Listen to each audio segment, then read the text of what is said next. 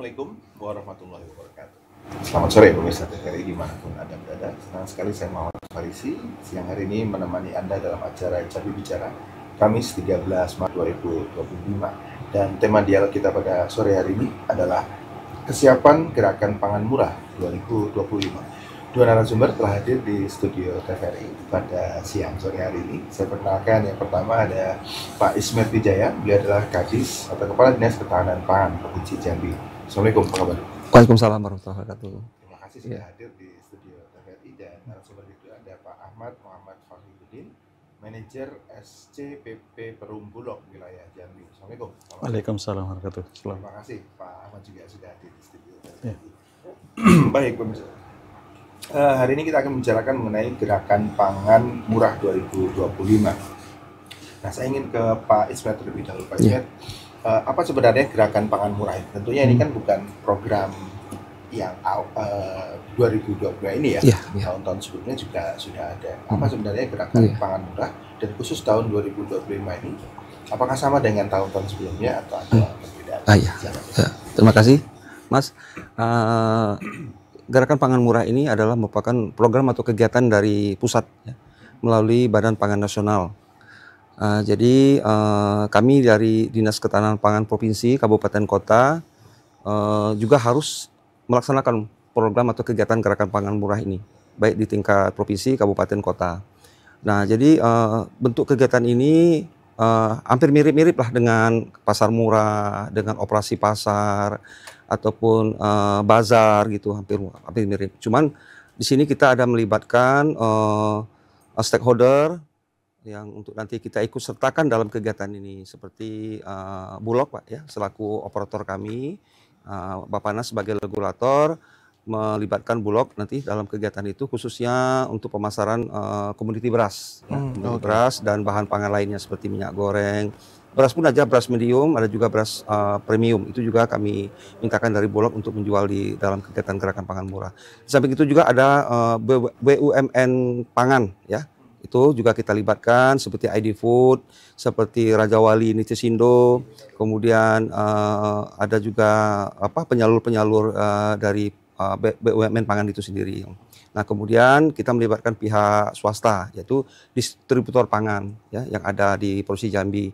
Itu seperti TDI, distributor daging, kemudian ada Sinta telur, distributor telur, dan distributor yang lainnya. Nah, jadi dengan harapan kalau mereka kita libatkan karena mereka merupakan produsen pangan, nah tentunya mereka bisa menjual harga yang kompetitif lah, harga yang yang bisa bersaing dengan harga pasar. Jadinya bisa diharapkan menjual bisa lebih murah dari harga pasar. Itu yang intinya.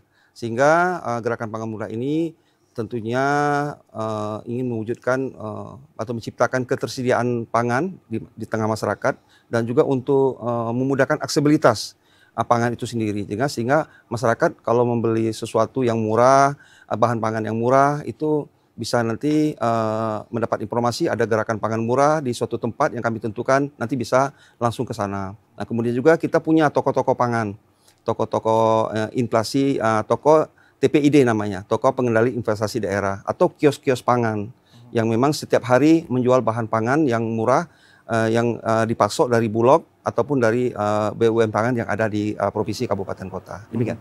Oke, Pak Ismet, kalau kita bicara murah, ini maksudnya murah ini bukan murahan kan maksudnya gitu. Jadi murah ini maksudnya, kata murah ini maksudnya bagaimana? Apakah disesuaikan dengan daya beli masyarakat gitu?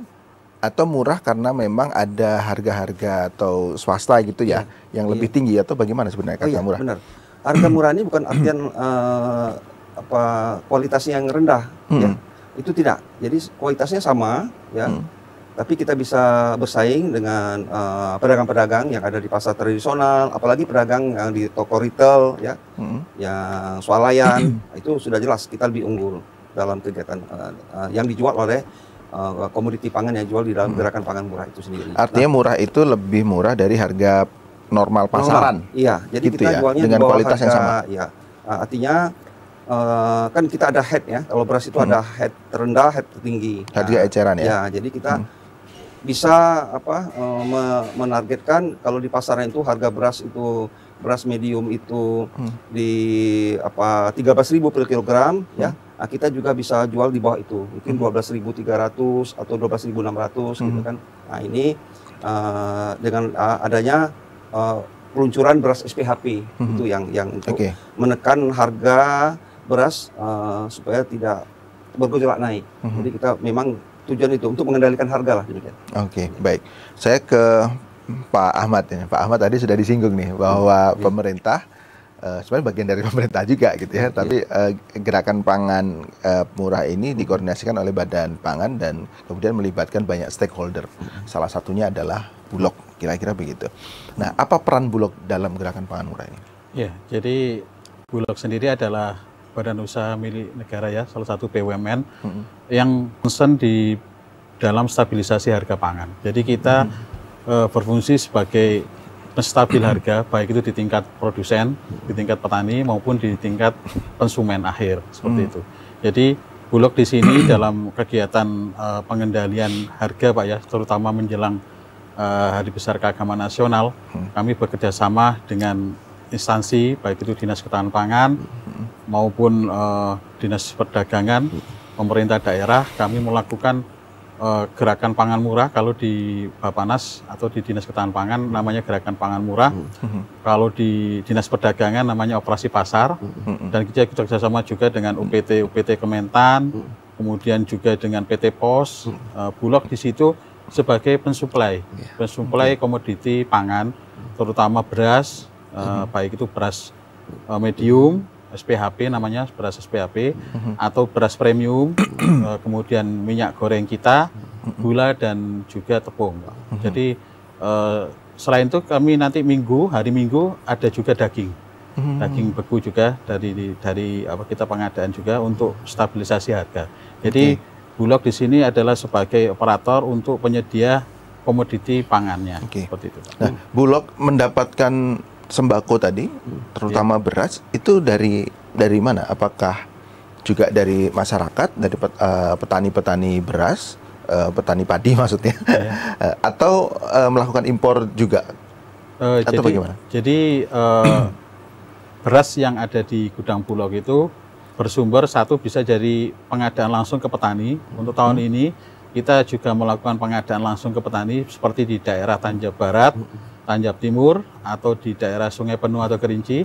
Kita pengadaan langsung ke petani gabah ini quality Pak, namanya gabah kering panen itu dengan harga 6.500. Kemudian kita lakukan kerjasama dengan penggilingan, kita giling, kemudian masuk ke gudang Bulog. Itu satu, bisa dari pengadaan dalam negeri. Atau juga kita langsung pengadaan beras medium atau premium langsung dari penggilingan, seperti dari PT Industri Dunia Pangan, atau mungkin dari penggilingan-penggilingan di wilayah sekitar Jambi.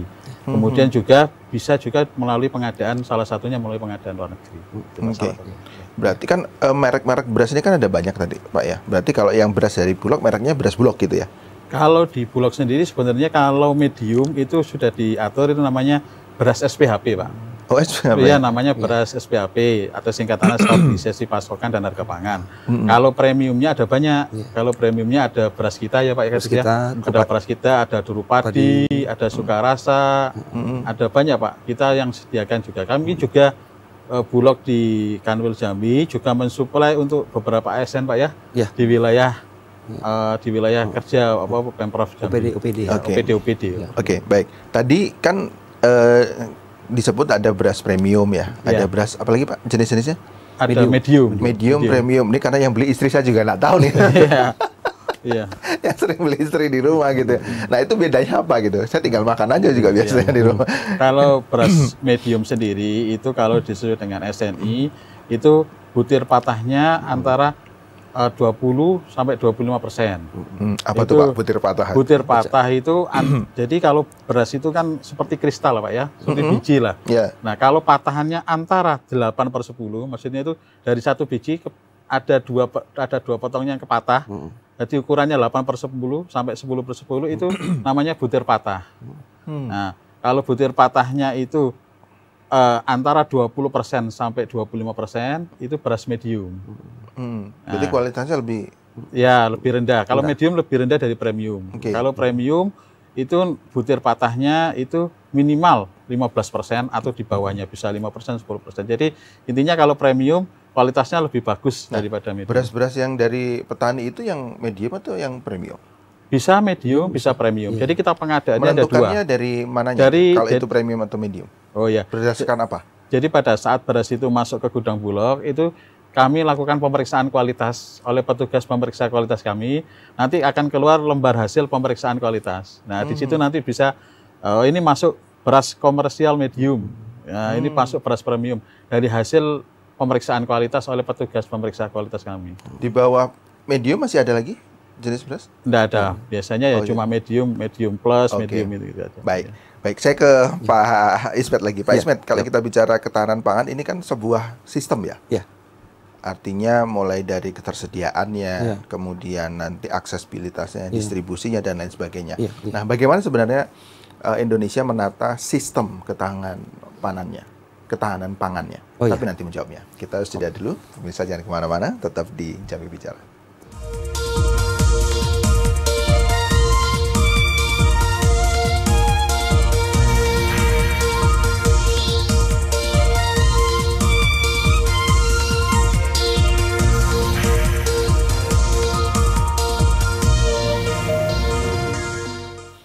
Terima kasih pemirsa masih tetap bersama kami di Jambi Bicara. Tema kita hari ini adalah kesiapan Gerakan Pangan Murah 2025. Saya lanjutkan perbincangan kita dengan Pak Ismet Wijaya, Kadis Ketahanan Pangan Provinsi Jambi. Pak Ismet, kalau kita bicara ketahanan pangan, ini adalah sebuah sistem ya? Benar. Sebuah sistem dari pra pertaniannya dan pasca pertaniannya. Ini bagaimana sistem ketahanan pangan di Indonesia? Baik, terima kasih Mas Faris. Jadi Gerakan Pangan Murah ini bagian dari sistem ya. Jadi ada cabang-cabangnya lagi. Jadi dari ketahanan pangan itu banyak bentuk-bentuknya dalam upaya kita menciptakan ketahanan pangan yang mandiri di tengah masyarakat kita. Swasembada ya. Ya, swasembada. Jadi artiannya itu sedikit kami juga terlibat dalam upaya untuk praproduksi, ya, artinya yang masih dalam ranah Kementerian Pertanian atau Dinas Tanaman Pangan dan Hortikultura itu dalam terkait dengan pembinaan daripada kelompok tani ataupun kelompok wanita tani ataupun gabungan kelompok tani. Kita masih ikut dalam hal itu pembinaannya. Sehingga menjaga agar petani tetap punya tekad atau kemauan untuk bisa menekuni profesinya sebagai petani itu. Jangan sampai dia nanti beralih profesi. Iya, beralih profesi. Ini kan bisa mengancam juga, mengancam ketahanan pangan kita, Pak. Betul. Jadi, karena di Muara Jambi itu banyak lahan tidur. Iya, benar. Betul, itu dari apa ya? Dari humannya ya, dari manusianya, SDM-nya. Belum lagi dengan lahan ya. Jadi alih fungsi. Iya, gitu, lahan yang sudah alih fungsi yang biasanya dari persawahan ataupun lahan kering gitu ya, tapi bisa ditanam melalui tanaman padi yang bukan non sawah ya, tapi sudah beralih ke perkebunan. Itu juga upaya-upaya kita supaya memberikan edukasi yang baik kepada masyarakat. Kita tetap harus menjaga. Termasuk food estate yang sedang dibangun. Iya, itu bagian dari itu juga. Praproduksi berarti ya. Iya, itu maksudnya ya. Jadi memperluas memperluas areal pertanian kita. Jadi untuk menjaga ketahanan pangan kita ini agar nanti produksi yang dihasilkan oleh suatu daerah itu bisa tetap terjaga jumlahnya itu. Karena kan kita ini harus mengimbangi jumlah penduduk dengan produksi pangan kita. Jadi kalau jumlah penduduknya meningkat drastis, sementara lahan pangannya berkurang, nah nantinya akhirnya tidak tercukupi. Artinya suatu wilayah itu akan defisit pangan. Nah, ini harus kita berbahaya sekali, defisit pangan, sehingga harus tergantung pangan dari luar. Nah, dari luar Provinsi Jambi. Nah, dari luar Provinsi Jambi sendiri kadang-kadang mengalami kekurangan juga. Sama masalahnya dengan kita di Provinsi Jambi. Akhirnya apa, Pak? Harus kita perlu pengadaan pangan dari luar negeri itu, kata Pak istilahnya. Artinya itu bahasa halusnya, itu impor maksudnya. Iya.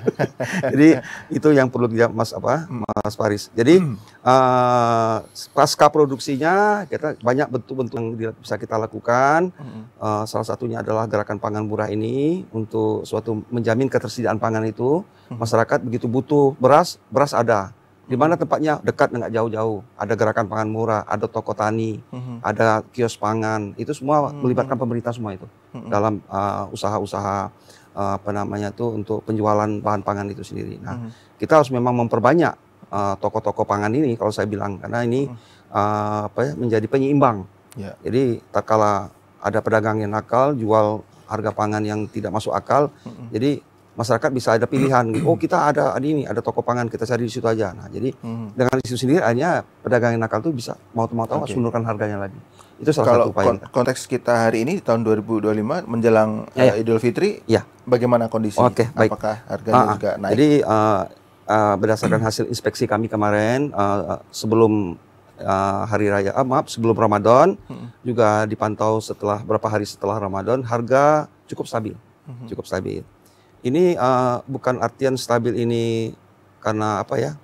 Karena pangan ini berkurang di pasaran atau berimbang dengan konsumennya gitu Pak. Jadi ini juga ada dampak dari sedikit melesunya Pak ekonomi. Ya. Betul. Ya benar, melesunya ekonomi kita. Mungkin dampak dari efisiensi ini juga sudah terasa di provinsi maupun di kabupaten kota. Ini jelas Pak. Ini kami melihat, kami pantau pasar-pasar tradisional yang sebagai barometernya di Porsi Jambi itu ada dua, ya pasar Talang Banjar dan pasar Angsu Duo itu. Pedagang sudah, kalau sudah di atas jam 10 sudah mulai sepi sekali, tidak kelihatan. Apalagi sudah di atas jam 12.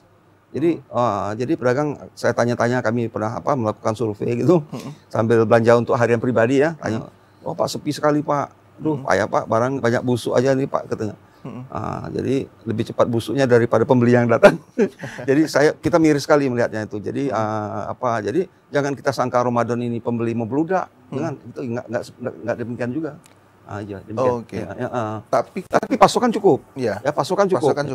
Pasokan cukup. Cuman memang permintaannya yang karena daya belinya berkurang. Jadi harga ya artinya masih stabil. Kalau permintaan tinggi, pasokan kurang, itu memang bisa terjadi lonjakan harga. Tapi kalau misalkan pasokannya cukup, bahkan lebih dari cukup, pembelinya kurang, harga akhirnya stabil-stabil aja. Pedagang nggak mau menurunkan harga walaupun pembelinya dikit. Itu taktik pedagang kan. Kalau dia turunkan lagi, pembelinya kurang, udah tambah rugi lagi dia. Benar itu.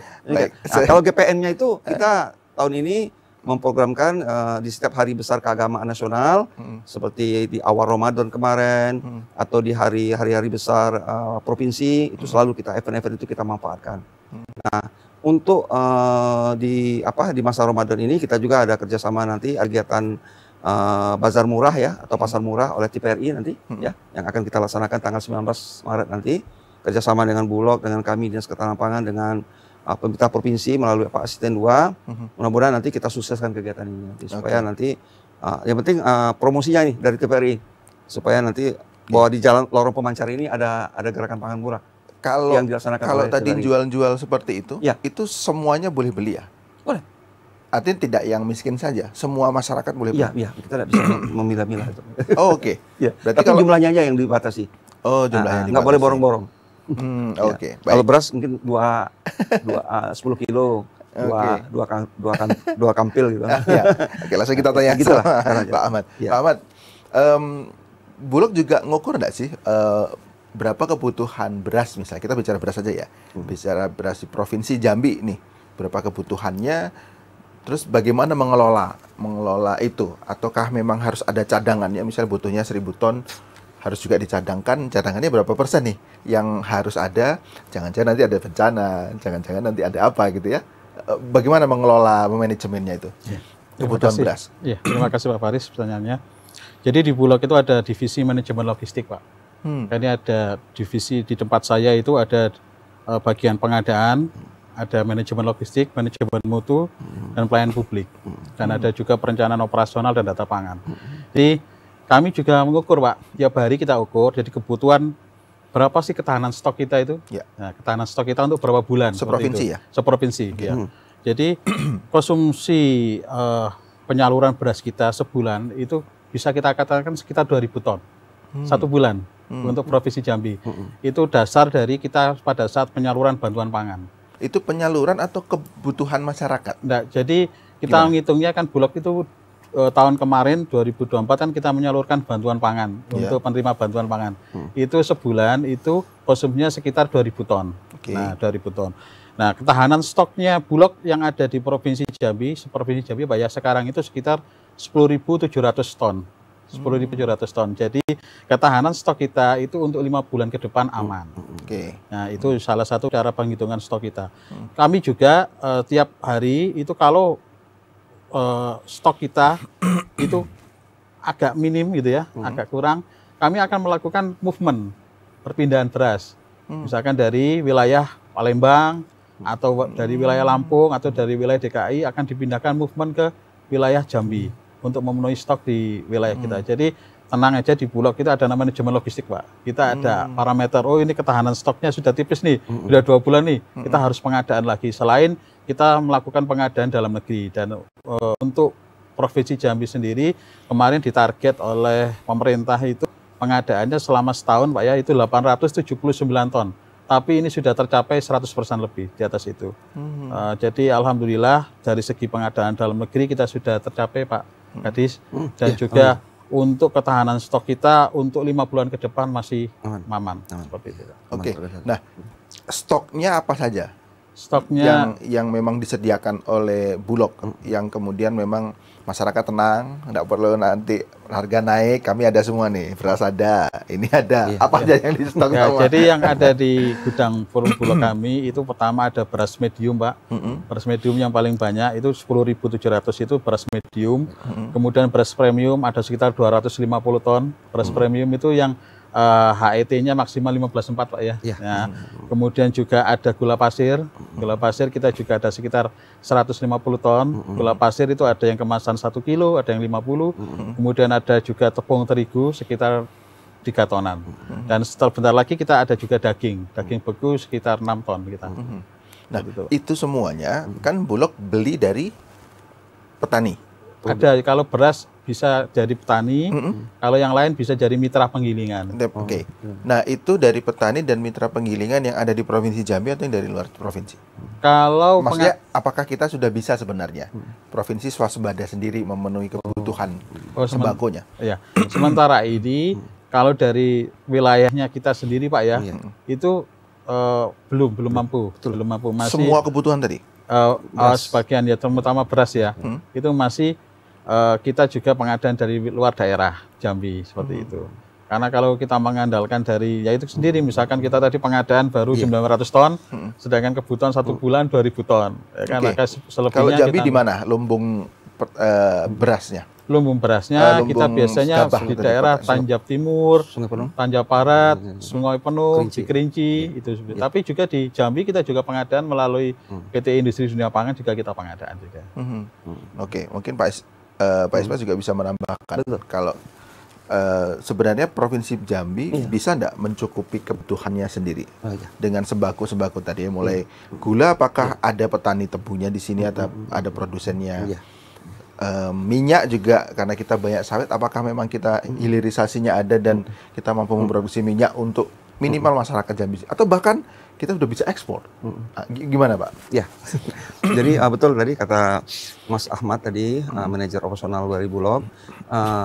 Artinya kita kalau untuk pangan lokal, artinya untuk beras ya khususnya beras pangan lokal Jambi itu belum bisa memenuhi untuk kebutuhan masyarakat Jambi secara keseluruhan. Kalau dipersenkan berapa, Pak?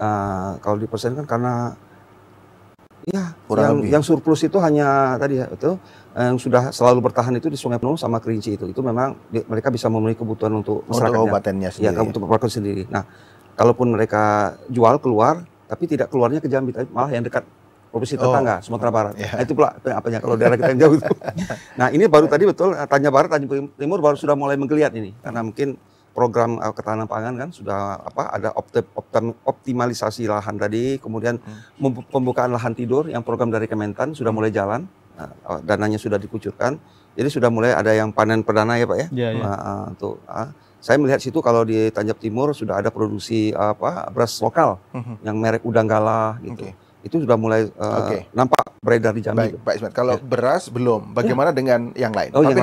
Tapi nanti menjawab kita sudah dulu. Pemirsa tetap di Jambi Bicara. Terima kasih.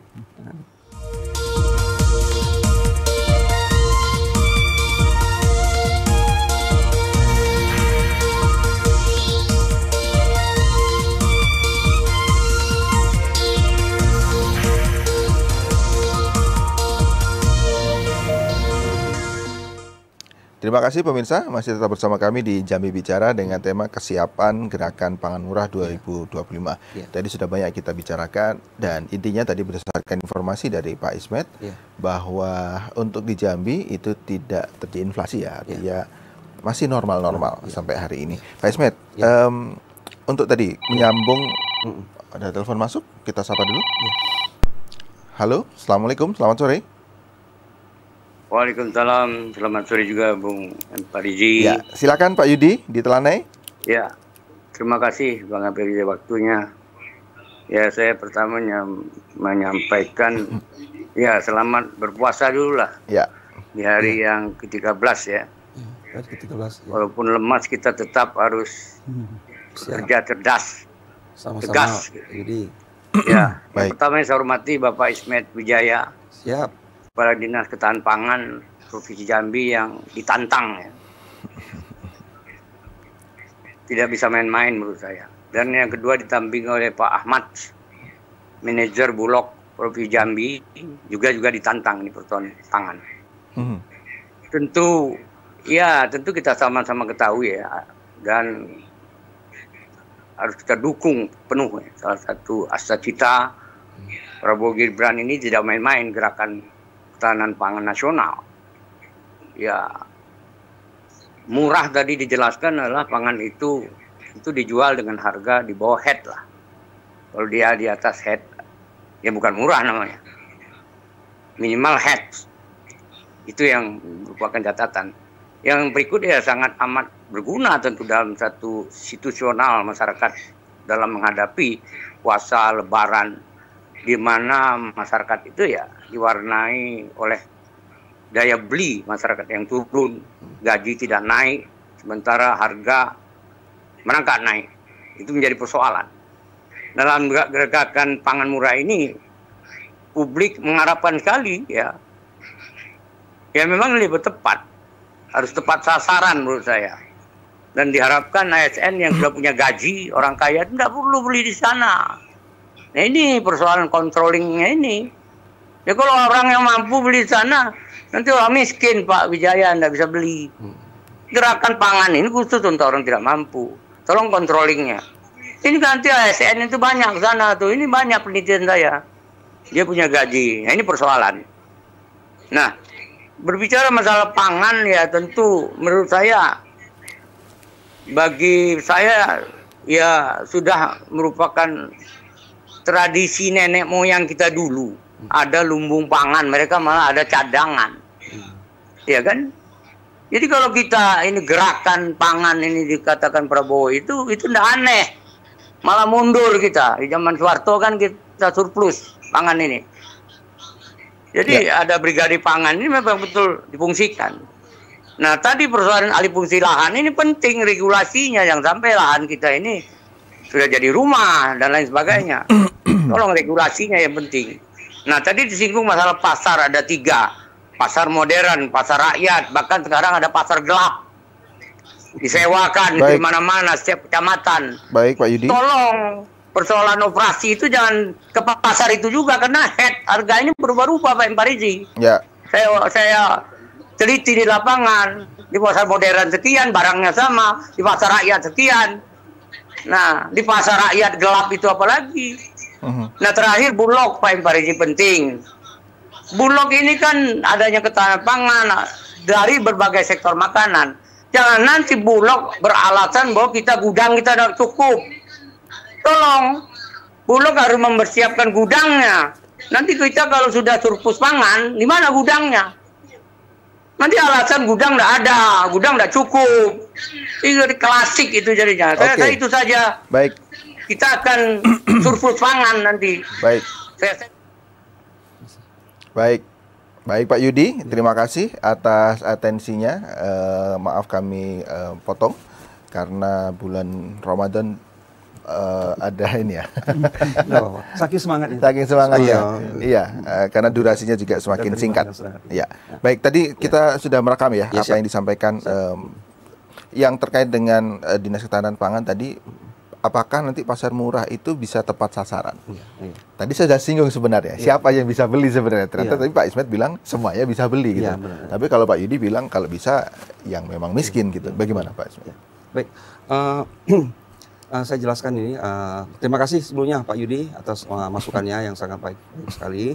Jadi gerakan pangan murah ini sepanjang yang sudah kami lakukan, memang kita tidak membuat suatu batasan. Ya, artinya lain seperti halnya kalau ada paket sembako ya, kalau ada paket sembako yang dijual murah, misalkan paket itu nilainya 100.000 tapi dijual 50.000, itu ya, itu kita pilih-pilih Pak. Nah, Kita, ada program seperti itu waktu kapan? Waktu biasanya di apa namanya itu bazar atau pasar murah. Tapi kalau GPM itu kita nggak ini. Ya apanya kecuali ada operator seperti Indogrosir ya, Indogrosir ya, kita libatkan juga Indogrosir itu sebagai partner kami dalam gerakan pangan murah. Nanti di acara apa mungkin insya Allah hadir gerakan pangan murah di TVRI. Nah, mereka ada program memang itu. Paket sembako yang nilainya 50.000 dijual 35.000. Itu baru kita pilih Pak, kita bisa lihat orang gitu. Nah, tapi kalau yang dijual gerakan pangan murah yang rutin, ya kita juga melihat bahwa pegawai negeri ini kan kadang ada golongan 2, golongan 1. Itu kan memang di bawah juga, kondisi ekonominya menengah ke bawah. Itu juga kita utamakan. Jadi itu maksud kami. Jadi tapi kalau stoknya masih tersedia pada hari itu misalkan sudah dibeli, kalangan masyarakat menengah ke bawah sudah pada beli semua, ditunggu-tunggu juga nggak datang-datang, stok kita masih banyak, ya kita lepas saja. Mungkin tapi kita kalau lihat orangnya juga, misalkan kalau yang datang turun yang pakai mobil mewah kan mereka malu juga, jarang kami lihat. Ya.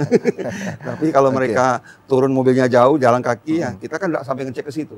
Ya, nah, jadi malu-malu aja lah. Kapan ada pasar murah tadi Pak, yang dalam waktu dekat gimana aja titiknya? Kemarin baru dilaksanakan di 2 kali dari gedung BKW yang dilaksanakan oleh Darul Wanita Persatuan Provinsi Jambi, sudah selesai kemarin di awal-awal Ramadan. Kemudian disusul lagi beberapa hari kemudian dari tim menggerak PKK provinsi, itu sudah ada pasar murah juga. Nah, nanti disusul oleh instansi yang lain ya, kita tunggu. Ya, kami belum lihat itu. Jadi biasanya kalau mereka mengadakan itu pasti melibatkan kami. Baik. Termasuk TVRI juga nanti. Baik. Saya ke Pak Ahmad. Pak Ahmad tadi juga disinggung sama Pak Yudi tentang kalau insya Allah nih kita bisa surplus nih, swasembada lagi, Bulog siap nggak? Kalau Bulog siap Pak, dari segi sarana prasarana dan semuanya kami siap seperti itu. Dari kapasitas gudang kami yang sekarang ini sekitar 20.500 ton Pak ya. Sekarang ini baru terisi sekitar 10.700 ton. Berarti kan masih ada space kosong sekitar 9.000-an lagi. Ya kan masih bisa dimasuki. Kalaupun gudang kami itu penuh, itu kalau Pak Ahmad bicara gudang, berarti yang ada di kabupaten kota tadi maksudnya ya? Iya, di seluruh wilayah Provinsi Jambi, kapasitas gudang kita itu sekitar 20.500 ton. Sekarang ini baru terisi 10.700, berarti kan masih ada 9.000 ton yang bisa terisi. Kemudian target pengadaan kita pun hanya 900 ton, anggapnya seperti itu, dan sudah 100%. Target pengadaan ini Pak, sudah 100%. Jadi kita masih available 9.000 ton. Dan stok kami itu kan revolving Pak, berputar, nggak stuck di situ terus enggak. Kami tiap bulan ada penugasan dari Bappenas, kalau keluar Pak ya, itu ada namanya SPHP, stabilisasi pasokan dan harga pangan. Itu semua komoditi ada programnya, baik beras, jagung, kedelai ada. Jadi SPHP itu tugasnya untuk merevolving stoknya Bulog juga. Dan itu tiap bulan, itu kita ditarget untuk, misalkan untuk bulan ini, itu kita ditarget 5.500. Berarti kalau stok kita 10.000 sekian, dikurangi 5.500, berarti kan lebih berkurang lagi space yang di gudang, 5.000 lagi. Selain itu, kalaupun penuh nih, gudangnya Bulog penuh, kami bisa melakukan sewa gudang. Sewa gudang filial dengan BGN, misalkan dengan TNI, atau juga mungkin ada resi gudang Pak ya, dari punyanya DKP dan sebagainya. Jadi tenang aja, kalau dari segi space gudang, kami siap menampung untuk hasil pertanian. Oke, baik. Nah, baik. Saya ke Pak Ismet lagi. Pak Ismet, gimana caranya pemerintah menjaga kualitasnya? Kualitas barang-barangnya tadi. Kita lihat berapa ya di kejadian misalnya yang kemarin ada minyak, kemudian dari 1 liter ternyata cuma 7,5 misalnya, Iya, atau sederhana. mungkin ya berasnya kurang bagus atau ya, gimana caranya? Iya, ya ini salah satu juga bagian dari tugas pokok kami melakukan pengawasan mutu dan keamanan pangan. Itu salah satunya. Itu ada bidang yang di struktur di Dinas Ketahanan Pangan Provinsi Jambi itu ada unit pelayanan teknis daerah terkait dengan pengawasan mutu dan keamanan pangan. Jadi juga tadi kata Pak Ahmad tadi itu ada kualitas beras itu yang medium dengan yang premium itu kita bisa cek itu melalui kami sistem pengawasan dari kami. Nah, jadi termasuk untuk mengeluarkan sertifikat secara berkala itu kami juga membantu pihak Bulog juga supaya nanti melakukan pengecekan bahwa ini kadar pecahannya sesuai standar segala macam itu nanti kami mengeluarkan ada semacam rekomendasi. Nah, jadi memang itu kami rutin lakukan. Kalau sudah habis masa berlaku izinnya, kami perpanjang lagi. Tapi kami tetap lakukan surveiling namanya, pengawasan langsung ke lapangan pengecekannya dan melakukan uji lab lah istilahnya itu. Nah juga untuk masalah minyak juga demikian Tapi kami punya lembaga tim Satgas Pangan ya yang ada di Provinsi Jambi. Jadi ya itu yang bekerja melakukan pengawasan, pengecekan segala macam. Nah itu kejadian apa di Provinsi Jambi? Di Jambi yang minyak seperti itu. Yang dari berita yang kami terima, ya artinya yang masih dalam minyak kita Jambi ini masih ditoleransi masih. Jadi hanya berapa persen gitu, jadi masih bisa ditolerir. Tidak sampai misalkan sampai kurang 250 ml ya, tidak seperti itu. Jadi masih tetap diperkenankan hasil kemarin. Dan kita punya minyak kita ini diproduksi oleh Kurnia Tunggal Nugraha. Dari produksi asli Jambi. Itu pasokannya sudah kemana-mana dan dijual dengan harga headnya itu 15.700. Dan ini sangat bisa dijangkau oleh masyarakat. Nah kemudian ada lagi yang baru nih Rose Brand, juga produksi minyak goreng dari Jambi. Artinya kalau yang minyak dari untuk Provinsi Jambi, untuk komoditi yang minyak tadi sudah bisa mencukupi. Sudah bisa mencukupi untuk Jambi, bahkan berlebih. Baik. Kita jeda dulu. Kita tidak butuh pasokan minyak dari luar Provinsi Jambi. Iya. Karena banyak pohon sawit kita. Kita jeda dulu pemirsa, jangan kemana-mana, tetap di Jambi Bicara. Kita kembali saat lagi.